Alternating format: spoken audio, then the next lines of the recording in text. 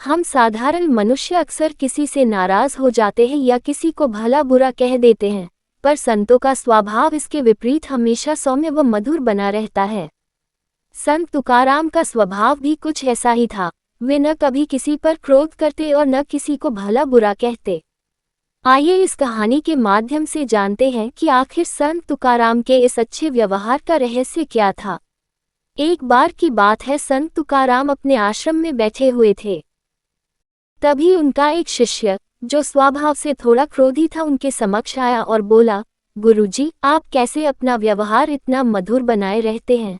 ना आप किसी पे क्रोध करते हैं और ना ही किसी को कुछ भला बुरा कहते हैं।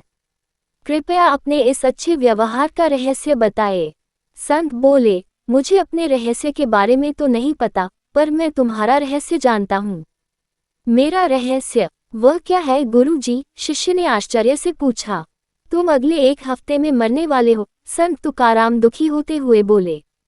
कोई और कहता तो शिष्य ये बात मजाक में टाल सकता था, पर स्वयं संत तुकाराम के मुख से निकली बात को कोई कैसे काट सकता था। शिष्य उदास हो गया और गुरु का आशीर्वाद ले वहां से चला गया।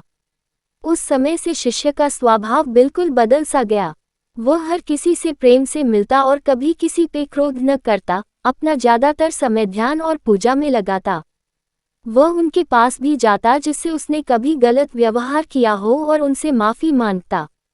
देखते देखते संत की भविष्यवाणी को 1 हफ्ते पूरे होने को आए। शिष्य ने सोचा, चलो एक आखिरी बार गुरु के दर्शन कर आशीर्वाद ले लेते हैं। वह उनके समक्ष पहुंचा और बोला, गुरुजी, मेरा समय पूरा होने वाला है, कृपया मुझे आशीर्वाद दीजिए।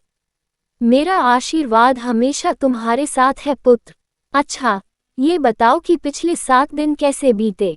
क्या तुम पहले की तरह ही लोगों से नाराज हुए, उन्हें अपशब्द कहे? संत तुकाराम ने प्रश्न किया। नहीं नहीं, बिल्कुल नहीं। मेरे पास जीने के लिए सिर्फ 7 दिन थे। मैं इसे बेकार की बातों में कैसे गंवा सकता था? मैं तो सबसे प्रेम से मिला और जिन लोगों का कभी दिल दुखाया था उनसे क्षमा भी मांगी, शिष्य तत्परता से बोला।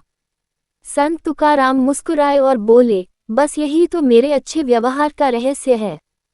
मैं जानता हूँ कि मैं कभी भी मर सकता हूँ, इसलिए मैं हर किसी से प्रेमपूर्ण व्यवहार करता हूँ और यही मेरे अच्छे व्यवहार का रहस्य है।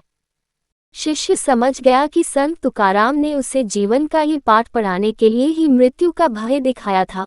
उसने मन ही मन इस पाठ को याद रखने का प्रण किया और गुरु के दिखाए मार्ग पर आगे बढ़ गया।